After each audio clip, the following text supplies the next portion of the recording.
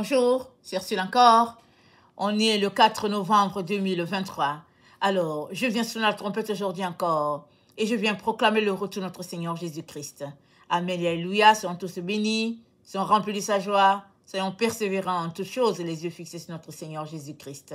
Amen. À cause des élus, Dieu a abrégé les jours. Amen. À cause des élus, Dieu a abrégé les jours. Marc 13, le verset 20. Et si le Seigneur n'avait abrégé ces jours, personne ne serait sauvé. Mais il les a abrégés à cause des élus qu'il a choisis. Si quelqu'un vous dit alors, le Christ est ici ou il est là, ne le croyez pas. Car il s'élèvera de faux Christ et de faux prophètes.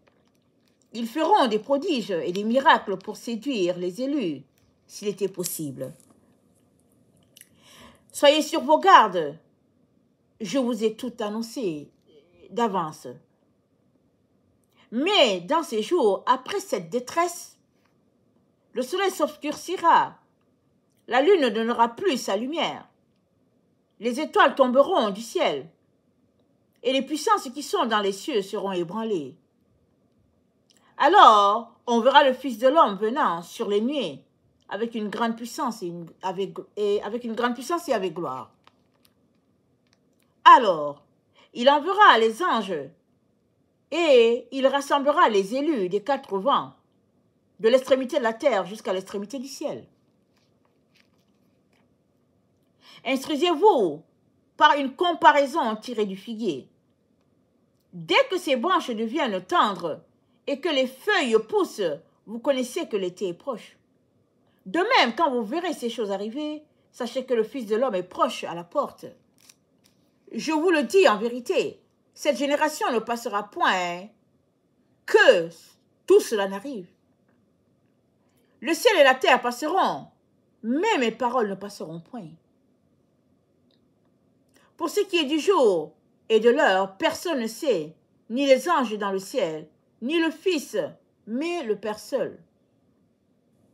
Prenez garde, veillez et priez, car vous ne savez quand ce temps viendra. Il en sera comme d'un homme qui, partant pour un voyage, laisse sa maison, remet l'autorité à ses serviteurs, indique à chacun sa tâche et ordonne au portier de veiller. Veillez donc, car vous ne savez quand viendra le maître de la maison, ou le soir, ou au milieu de la nuit, ou au chant du coq, ou le matin. Craignez qu'il ne vous trouve endormi à son arrivée soudaine. Ce que je vous dis, je le dis à tous, veillez. Amen. Ce texte qui nous parle de la venue de notre Seigneur met l'accent sur la gestion du temps. Il suffit de regarder le verset 20 jusqu'à 21. Ça nous parle de comment le Seigneur va abréger les jours à cause des élus. Pourquoi? Il veut les sauver. Donc, il ne veut pas que ce temps s'étende. Il va le circonscrire dans un certain espace afin de sauver ceux-là qui sont ses élus. Et les élus, ce n'est pas des gens que Dieu a choisis et puis disant, voilà, X, Y et Z sont les élus. Mais non, c'est toi qui te fais élu ou pas. Parce que tout le monde vient à Christ sous les mêmes conditions. Que tu sois né dans une famille pauvre, une famille riche, que tu sois né dans un autre continent, peu importe. Devenir enfant de Dieu requiert que tu donnes ta vie à Christ, que tu renonces à toi-même, que tu portes ta croix et que tu le suives. Non, c'est les mêmes conditions pour tout le monde, peu importe ta situation, hein, même condition. Donc maintenant que tu t'es fait connaître comme enfant de Dieu, tu es appelé maintenant à travailler à ton salut avec crainte et tremblement. C'est-à-dire couper tout ce qui te distrait pour que la priorité soit ta relation avec Jésus. Oui, dans un monde où les gens courent après l'or et les diamants, tu seras traité de tout et de rien. Tu seras insulté, méprisé, parce que tu auras priorisé ta relation avec le Seigneur. Mais la récompense finale, ce n'est pas alors que tu es en train de te battre pour arriver à ton Seigneur. La récompense finale, c'est à ce jour-là où chacun se tiendra devant Dieu pour recevoir sa récompense. C'est là-bas. Donc, à toi de gérer ton temps de manière à ce qu'il te soit efficace et profitable. Tu peux décider de faire un travail bâclé et puis à la fin, tu seras pénalisé. Dans la vie, comment tu gères le temps détermine tout de suite qu'est-ce qui est important, qu'est-ce qui n'est pas. Et marchant sur cette terre, Jésus-Christ nous a donné comment organiser notre temps. Il a dit, cherchez premièrement le royaume de Dieu et sa justice, et toutes les autres choses vous seront données. C'est-à-dire, quand tu prends ta feuille pour organiser ta journée ou bien ta semaine, tu mets en premier le royaume de Dieu. Tu écris lundi, royaume de Dieu, mardi, royaume de Dieu. En premier, tu mets ça. Et après, tu répartis toutes les autres choses autour de ta priorité des priorités. Alors, si tu as 8 heures dans la journée, toutes les autres choses doivent être reparties autour du royaume de Dieu. Alors, sur les 8 heures, tu dois organiser ton temps, peut-être donner 4 heures à Dieu, et puis faire les autres choses dans les 4 heures. Et tu dois maximiser ton temps. Ou si c'est compliqué, tu peux donner 3 heures à Dieu, et puis 5 heures pour organiser les autres choses. De telle sorte que, avec le temps, tu viennes à donner 5 heures à Dieu et 3 heures aux autres choses de ta vie ou bien de la maison.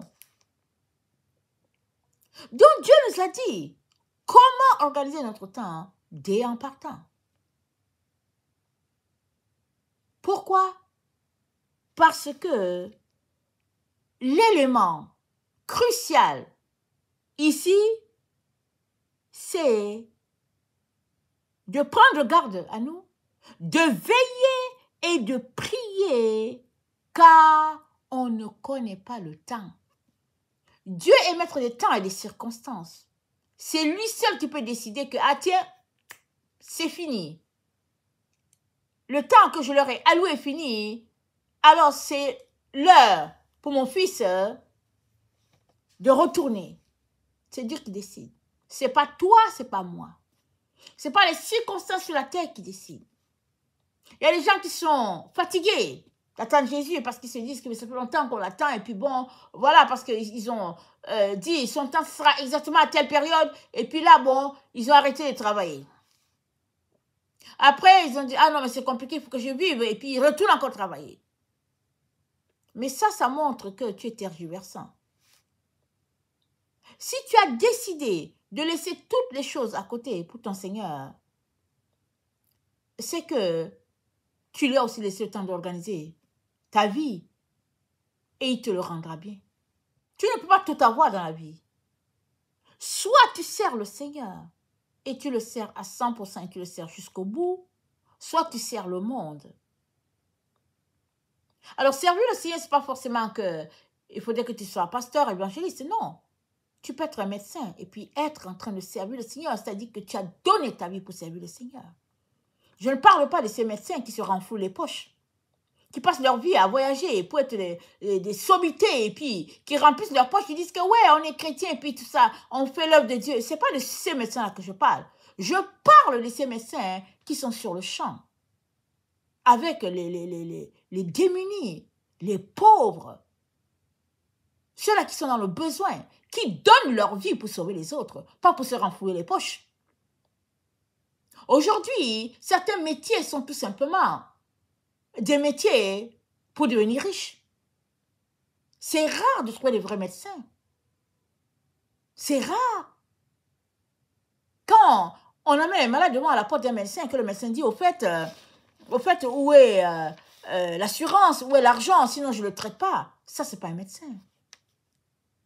Un médecin, il est juste là pour apporter la guérison, la restauration, pour soulager le corps de quelqu'un en détresse. Alors qu'il soulage le corps, il restaure en même temps l'âme de la personne. Et il lui parle de Christ aussi. C'est ça le médecin. Mais aujourd'hui, que ce soit cet exemple-là que j'ai pris, ça m'est venu comme ça, que ce soit cet exemple que j'ai pris ou bien tout autre métier, les gens courent après leurs biens matériels. Peu sont ceux-là qui ont renoncé à eux-mêmes pour suivre Dieu. Mais Dieu demande à tous ceux-là qui disent qu'ils sont ses enfants, hein, il les appelle tous à renoncer à eux, à aller gagner des âmes, que ce soit par la prédication, que ce soit par le métier. Tous les enfants de Dieu sont appelés à gagner des âmes. Et là où ils se trouvent, ils écrasent la tête du serpent. Parce que les enfants de Dieu ne marchent pas avec le serpent. Ils ne s'associent pas aux œuvres des ténèbres. Ils ne marchent pas sur la voie du milieu qui est la voie de l'hypocrisie et de la corruption. Non, ils ne marchent pas sur cette voie-là. Ils demeurent sur la droite. Et ils font tout pour la gloire de leur Dieu. Luc était un médecin. Il était un médecin et il nous a laissé le livre de Luc et puis beaucoup d'autres. Il a aussi laissé les Actes des Apôtres. C'était un médecin. Et tu vois, quand tu lis ses écrits, tu vois comment il était consacré. Et le Seigneur nous dit, soyez sur vos gardes, je vous ai tout annoncé à l'avance. Pourquoi dit-il être sur nos gardes? Parce qu'on est dans le temps de grande séduction. Il suffit juste que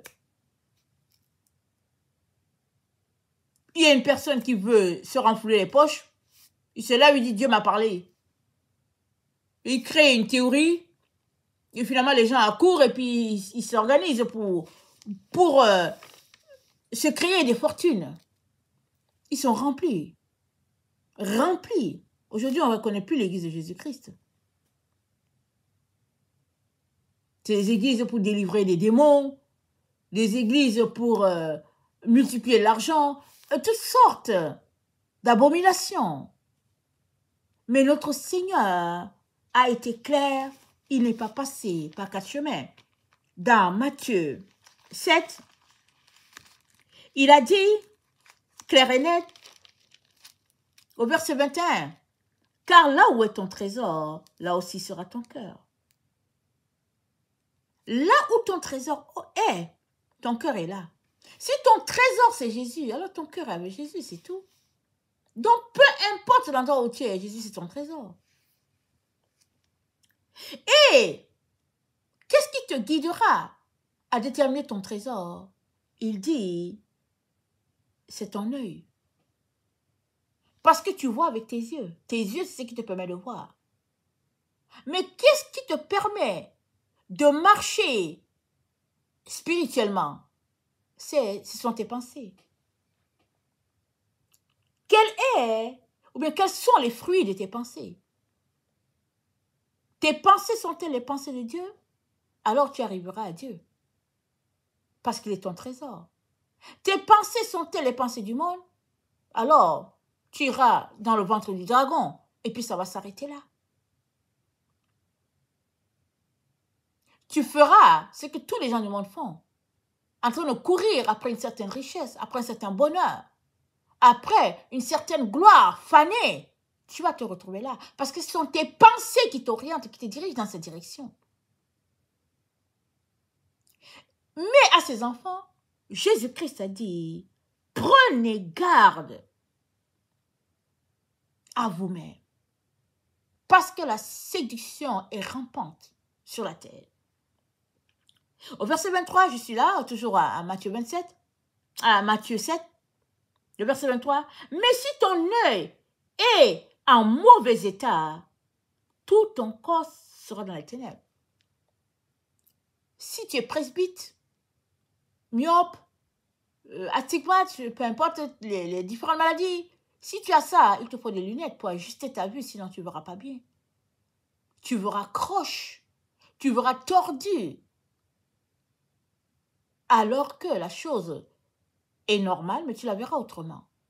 Alors, des lunettes sont prescrites pour ajuster la vue.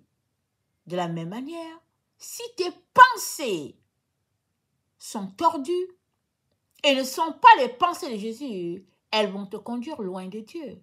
Voilà pourquoi Dieu te dit, qu'est-ce que tu lis? Qu'est-ce qui t'alimente à tous les jours? Le journal télévisé? Les états de guerre sur la terre? Qu'est-ce qui occupe tes pensées? Parce que ton corps sera dirigé dans cette direction. Si tes pensées ont le focus sur Dieu, alors tout ton être sera sur Dieu. Si le focus de tes pensées, c'est sur les biens de ce monde, tout ton être va se tourner en direction des biens de ce monde.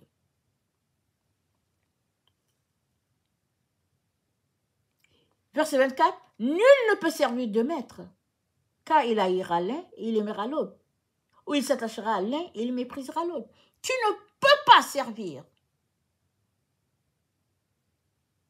la médecine et en même temps servir l'argent. Ce n'est pas possible. Les vrais médecins, ils lavent les mains de l'argent. Ils sont juste là pour s'occuper du malade. Et même, ils sont souvent tellement dévoués à leur métier qu'on ne les voit même pas dans leur maison. Tellement, ils sont sur le champ.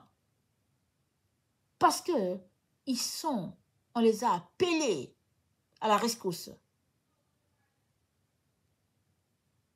des personnes dans le besoin. Donc, plusieurs servent le Seigneur comme ça, comme des missionnaires, non soutenus, non payés, c'est pas grave. Ils sont dans leur vocation. Mais, si tu raisonnes en te disant, ah, mais j'ai étudié, j'ai fait de longues études, après tout, il faut que ça me rapporte ceci, cela, c'est fini. Tu viens de quitter la voie de Jésus pour embrasser les valeurs du monde. Tu viens de passer très loin de ta vocation. Oui, Dieu t'a appelé comme médecin, parce que c'est l'exemple que j'ai pris. Mais toi-même, tu t'es écarté de son sentier parce que ton cœur a été pris par la gloire de ce monde, par le pouvoir, par les flashs sur ta vie. Il y a des gens qui ont soif de renommée. Ils veulent la renommée. Mais la Bible dit quoi? La grâce est trompeuse. La beauté est vaine. Mais la femme qui craint l'Éternel, c'est elle qui sera louée. Alors, à la place de la femme, on peut remplacer le nom de tout le monde. C'est pas la gloire. C'est pas la gloire humaine qu'il faudrait chercher. Cherche à connecter à Christ et il est ta gloire. Et c'est tout. Si Christ est ta gloire, tu n'as besoin de rien. Tu es satisfait, c'est tout. Satisfait. Ce que tu as besoin d'acheter, il va te dire. Ce que tu as besoin de prendre, il va te dire. Et puis tout le reste, tu te concentres à son travail. Et il nous dit d'être sur nos gardes. Parce que on est dans des temps difficiles. Des temps où il y a beaucoup d'angoisse. Par-ci, par-là. Il suffit juste d'ouvrir les nouvelles. Et vous allez entendre ce que vous ne voulez pas entendre. Tellement, ça bouge. En action. Par-ci, par-là. Mais celui-là, en qui Dieu demeure, est tout simplement paisible. Et il sait qu'il doit prier pour lui-même. Prier pour que les autres donnent leur vie à Jésus. Priez pour que des âmes soient sauvées. Priez pour plus de consécration. Afin que la paix de Dieu règne sur la terre. Je ne sais pas si vous voyez le combat qui se passe. Dieu veut apporter la paix sur cette terre. Parce que c'est son timing. Les hommes ne veulent pas. Et la guerre est un peu partout. Les hommes ne veulent pas. L'ennemi ne veut pas. Donc, il suscite les hommes. Et puis, voilà ce qui se passe. Mais Dieu appelle tous ses enfants à faire partie de l'armée qui prie. De l'équipe qui intercède sur la terre. Et comme on ne peut pas prier de différentes manières, parce qu'on est les membres d'une seule maison, on a un seul père, une seule mère, un seul frère, dont notre Dieu lui-même a mis en place un système pour prier. On est tous appelés à prier le rosaire. Tu peux prier les autres prières qui viennent de ton cœur, c'est correct. Mais la Bible nous dit, dans le psaume 133, je vais le lire, dans le psaume 133,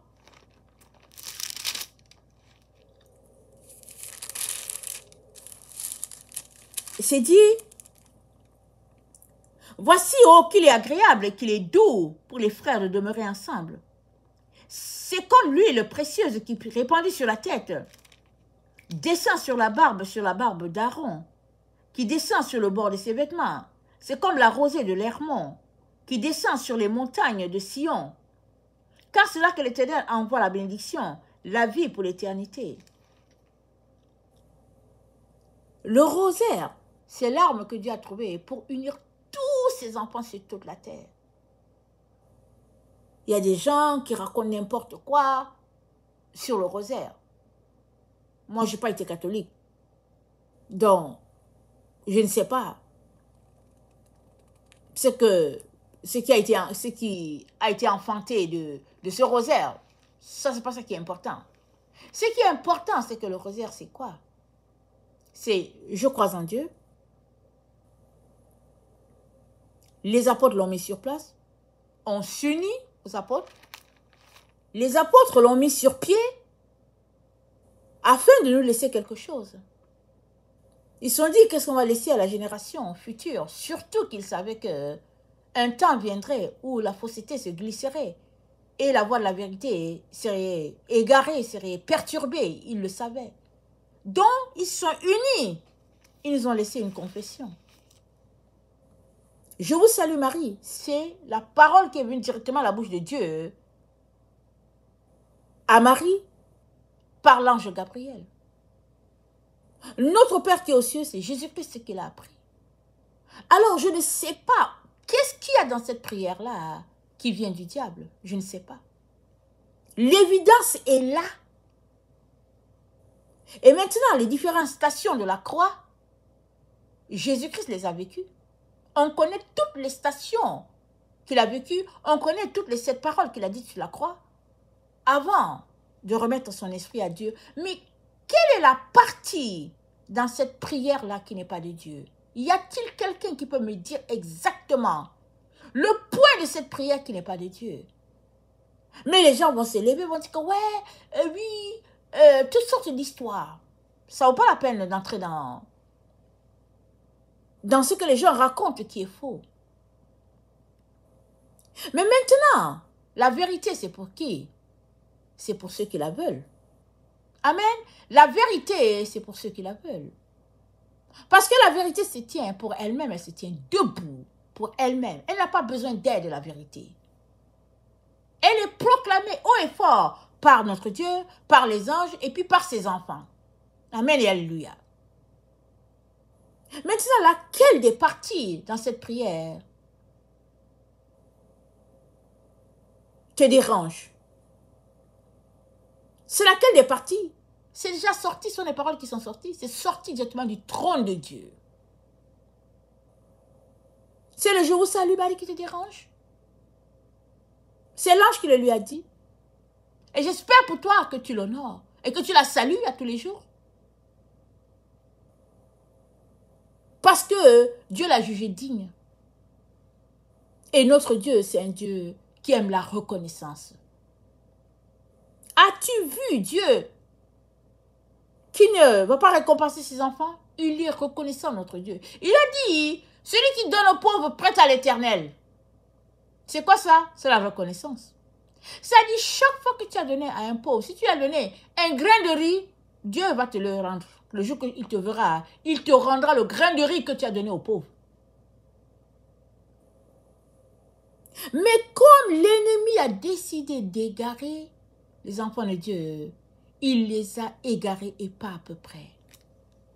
Il est venu leur raconter que ce qu'ils avaient en main de sûr, qui est écrit noir sur blanc sur leur Bible, l'ennemi est venu leur dire que c'est faux. De la même chose qu'il a dit à Ève.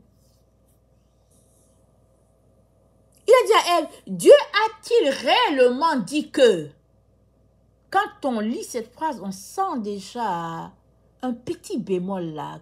C'est-à-dire que quelqu'un qui dit ça, tu vas t'arrêter pour dire, oh, fait, qu'est-ce qu'il veut me dire? Et c'est ça. Les enfants de Dieu ont été égarés. Donc, ils ont mis toutes ces prières-là de côté. Et ils prient. Qu'est-ce qu'ils prient? Ils prient pour eux-mêmes. Regardez les enfants de Dieu aujourd'hui dans les églises. Où les gens professent avoir la vérité pour eux-mêmes. Ils prient le je. Seigneur, je. Ils passent leur temps à faire des prières. Je. Alors que le culte, c'est quoi? C'est un culte en l'honneur de notre Dieu. C'est toi. C'est en l'honneur. Nos mains, en l'honneur de notre Dieu. Mais tu les vois, ils sont Seigneur, je. Vas-tu sortir des je? Vas-tu sortir du narcissisme? Vas-tu sortir de là et élever ton Dieu et lui rendre toute la gloire afin qu'un temps de rafraîchissement vienne pour toi et qu'il te restaure sur le chemin de la vérité? Vas-tu sortir de là? Alors, Dieu a abrégé les jours pour sauver le plus grand nombre. Et il te dit, comme on est en train de le lire dans Marc 13, il te dit, prends garde, verset 33, veille et prie, car tu ne sauras pas le jour où Jésus-Christ viendra. Surprise, tu ne sauras pas. Et il dit, ça va se passer exactement comme quelqu'un qui va en voyage et puis qui te dit, voilà les tâches qu'on t'a données. Donc, il a réparti les tâches. Mais est-ce que tu connais ce que tu es venu faire sur la terre? Si tu ne passes pas ton temps dans la lecture de la Bible, à rechercher Dieu, à prier, à intercéder, à pleurer, si tu ne passes pas le temps là-dedans, tu sauras comment. Parce que ça vient mille à l'heure, les différentes pensées pour nous éloigner de Dieu. Oh, il faut faire ceci, oh, il faut faire ceci, il faut courir après tel diplôme, il faut faire ceci, il faut faire cela. Mais Dieu t'a appelé à unir ton cœur à ceux de toutes les personnes qui lui appartiennent sur toute la terre, à unir ton cœur pour prier pour le salut des âmes. Que l'âme soit en Turquie, qu'elle soit au Yukon, qu'elle soit à Jakarta, à Madagascar, peu importe où l'âme c'est, où l'âme est, c'est le Seigneur qui sait vers qui il va adresser tes prières. Alors que tu pries, tu es uni à tous les autres qui prient de la même manière. Et je peux vous dire qu'il y a des gens qui prient, peu importe l'heure. Il y a des gens qui prient, certains vont prier à 6 heures, d'autres à 3 heures du matin, d'autres à midi, d'autres... Il y a des gens qui prient. Ils prient. Seras-tu compté parmi ceux qui ont prié pour sauver les âmes sur la terre? Ou vas-tu te retrouver à baisser ta tête par honte parce que tu as passé le temps à critiquer l'outil que Dieu a donné pour qu'on puisse prier. Il y a des églises sur la terre, quand ils se retrouvent, c'est juste pour faire autre chose, au lieu de prier. Au lieu de prier, dans toutes sortes de distractions, dans toutes sortes d'égarements. Mais Dieu ne peut pas te forcer. Il te dit seulement, voici la voie, marche-y. Et si tu acceptes, la bénédiction se trouve sur cette voie.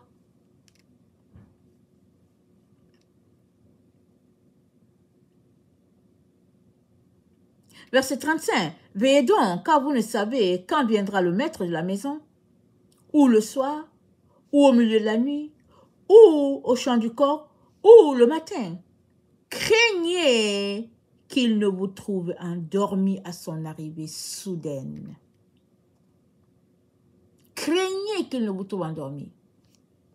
Et être endormi, on l'a déjà parlé plusieurs fois, c'est pas seulement le fait d'être couché là pour dire « Oh, je suis fatigué ». Souvent, le corps est fatigué et puis ben voilà.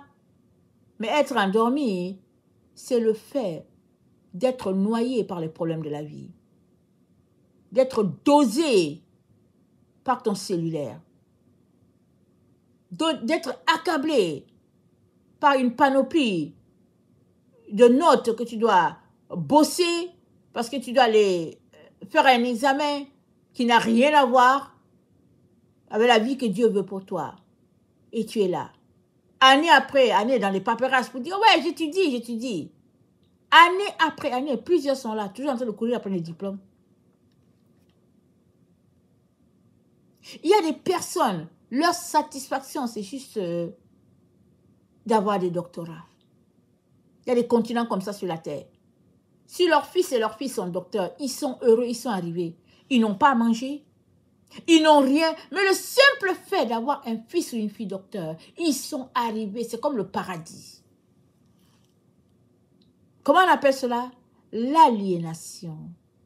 Le fait d'être tellement aliéné, pris dans l'orgueil de la vie, dans l'embobinage et incapable de sortir de là. Parce que la vie dans laquelle on est sur cette terre, c'est l'illusion. Ce n'est pas la vraie vie. La vraie vie, elle est de l'autre côté. Elle est pour un petit nombre. Elle est pour ceux-là qui auront été déclarés vainqueurs de cette vie ici. Et la vie dans laquelle on est, c'est une vie où il y a beaucoup de pression. Mais malgré les pressions qui se passent au niveau charnel, tu dois tout faire pour que Dieu soit élevé dans ton esprit. Tu dois tout faire pour que ce ne soit pas la chair qui te dirige, mais que ce soit ton esprit. Tu dois tout faire pour être en contrôle de tes émotions, peu importe la situation. Et en toute chose, Dieu doit être vu et déclaré comme prioritaire dans ta vie, peu importe la situation dans laquelle tu te trouves. Et alors, tu recevras ton diplôme de cette vie-ci et tu te retrouveras dans l'autre vie. Et je ne le mentionnerai pas assez sur cette chaîne. On nous a dit qu'on partait pour là-haut. Mais Dieu dit qu'il vient pour habiter au milieu de nous, pour faire son sanctuaire. Alors qu'il vient, il te dit, dépouille-toi, sanctifie-toi, purifie-toi, laisse les choses qu'on pratique sur la terre, laisse-les, laisse ces choses-là. Sois pur comme au ciel, c'est-à-dire chaste, sans relation sexuelle. Excuse que je te le dise clairement, pour que tu le saches. Parce que ton âme est une âme éternelle. Et elle a besoin d'être pure à tous les niveaux.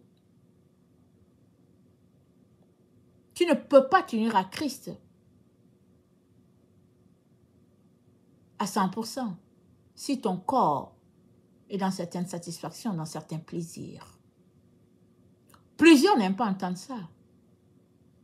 Mais c'est ça la vérité. Et la vérité, tu dois la connaître. Comme ça, le jour que tu seras devant Dieu, il sera dit si tu as accepté la vérité ou bien si tu l'as refusée. Combien aimes-tu Jésus? Et Jésus, il s'est sacrifié pour toi. Il a marché sur cette terre chaste. Alors ne pense pas que c'est parce qu'il était fils de Dieu. Non, il était pleinement humain sur cette terre. Il avait des besoins comme tout le monde. Mais pour te sauver, toi, il a fait fi de tous ses besoins. Et il est allé jusqu'à gagner la croix pour que toi, tu puisses être déclaré enfant de Dieu. Parce que l'ennemi avait racheté la race humaine. Toute la race humaine appartenait à l'ennemi. Il y avait quelque peu qui étaient sauvés.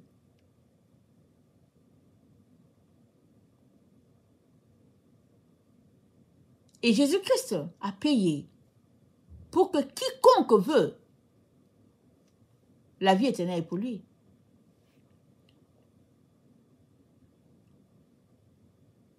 Mais il a placé des conditions. Il a dit de renoncer à toi et de porter ta croix. Renoncer à toi, ça veut dire quoi? Ça veut dire que tous tes désirs là, allez, tu les fermes et puis tu déposes ça. Tu es au garde-vue quand il va te parler. Tu gardes vue quand il te parle. C'est ça? Tu es à son service. Tu fais taire en toi tout ce qui n'est pas de lui. C'est une vie, c'est une pratique. Voilà pourquoi il est important que tu mettes le jeûne dans tes pratiques. Il y a des gens qui disent qu'ils sont avec Jésus, ça fait 30 ans, 40, 10 ans, ils n'ont jamais jeûné. Jamais. C'est inadmissible. Tu n'as jamais sauté un repas pour Jésus. Mais tu es là pourquoi? Tu veux me dire la raison pour laquelle tu es là? Parce que comment tu vas faire si tu n'es pas prêt à te priver pour lui? Jésus cherche des personnes qui sont prêtes à s'offrir pour le salut du plus grand nombre. C'est par tes bras, mes bras, les bras des uns et des autres qu'il va racheter toute l'humanité. C'est ça qu'il veut. Et pour que tu puisses avoir ta portion de terre, souvent ça va demander que tu renonces à manger pour que Dieu te parle. Souvent tu pries, tu n'entends rien. Rien. Et tu décides de jeûner, hop, Dieu dit bon. Et ça coule comme du flot. Pourquoi? Parce qu'il te veut tout entier. Pas en train de l'occuper pour dire, ouais, je dois aller couper les oignons, pour faire ceci, pour faire cela. Et non, il te veut tout entier. Et souvent, il veut voir jusqu'où tu es prêt à aller pour lui, avant qu'il te confie quelque chose de très important. Parce que tout ce que Dieu nous confie, c'est important. Même si c'est petit, c'est très important. Comment vas-tu prendre ce qu'il te donne? Jésus a dit, les amis de l'époux peuvent-ils jeûner quand l'époux est avec eux? Mais alors que l'époux leur sera enlevé, ils jeûneront. Jésus n'est pas là. C'est le temps où nous devons jeûner. Bien sûr, il n'y a rien de facile. Quand tu jeûnes, le ventre va crier, et puis bon, ça va se tordre, et puis ben c'est ça. Mais ben, ça fait partie. Parce que ton ventre doit savoir que c'est toi qui commandes, c'est pas lui. Tu l'as dit à ton ventre, mais non, c'est moi qui gère. C'est pas toi qui me dis. C'est pas le moment de manger. Tu n'auras pas de nourriture. Dans 3 jours, tu n'auras rien. Dans 1 semaine, tu n'auras rien. C'est à toi de parler à ton ventre. Et ton ventre doit s'aligner. C'est ça la marche. du serviteur, celui-là qui suit son maître.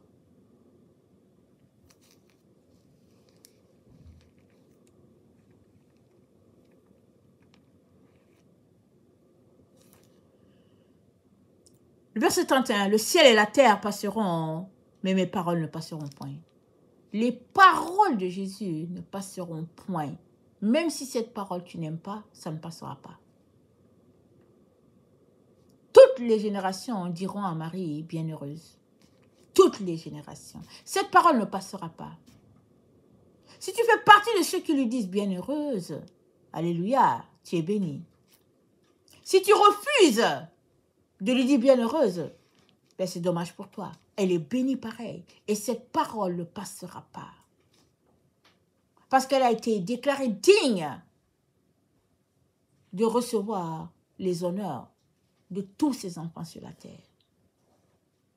On ne peut pas l'exclure du plan divin parce qu'elle est l'arbre que Dieu a planté. Elle est le modèle du Père. Elle est l'exemple par sa vie de pureté, de chasteté. Elle est l'exemple. Et elle a eu son enfant sans négociation avec l'ennemi. Rien. Elle a eu son enfant. Elle est l'exemple du Père. Alors, vas-tu mépriser ce que Dieu a élevé? Vas-tu déclarer quelque chose de souillé alors que Dieu a dit pureté? C'est elle qui a proposé le rosaire comme l'instrument de prière pour tous les enfants de Dieu sur la terre. Tu le veux? Alléluia, tu seras uni à tous ceux-là qui prient pour que les âmes soient sauvées. Et le jour que tu verras Dieu, Dieu te montrera tous les âmes que ta prière a sauvées par-ci, par-là sur la terre. Toi-même, tu seras étonné des gens que tu auras sauvés. Tu refuses? Dommage. Tu te verras tout simplement exclu du plan merveilleux que Dieu avait pour toi.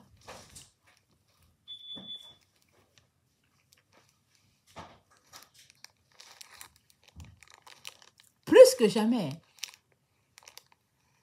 nous devons ôter de nos vies toutes ces choses-là que Dieu méprise. Nous devons laisser ces choses-là tomber plus que jamais. Et être unis les uns aux autres parce que nous avons la même mère, nous avons le même père, nous avons le même frère qui nous a tous rachetés. À quoi riment ou bien mènent toutes ces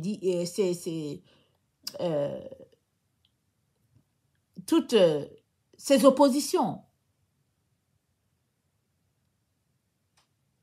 Ces paroles qui divisent, à quoi cela mène-t-il? À la division. Satan est venu pour diviser et voler. Il a divisé qui? Il a volé qui? Les enfants de Dieu. Mais notre Seigneur est venu pour que ses enfants puissent avoir la vie en abondance. Pourquoi marcheras-tu dans la fausseté, même à cette heure tardive où Jésus-Christ arrive? Pourquoi marcheras-tu dans la fausseté et seras-tu exclu de la gloire de Dieu? Pourquoi? Oui, les gens de ta communauté vont te rejeter. Ça fait partie de la vie. C'est comme ça. Mais vas-tu continuer de marcher dans un groupe, sachant que tout droit, vous allez dans le feu pour être brûlé? Ou bien vas-tu te retirer pour dire, Seigneur, sauve-moi? Et alors que tu te retires et que tu es en train de prier, pleurer, et que Dieu fait son œuvre en toi, tu pourras te joindre maintenant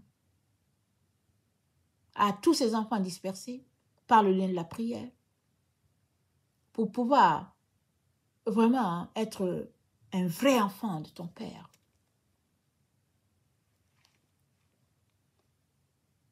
Le salut, il est gratuit. Parce que Jésus-Christ a payé.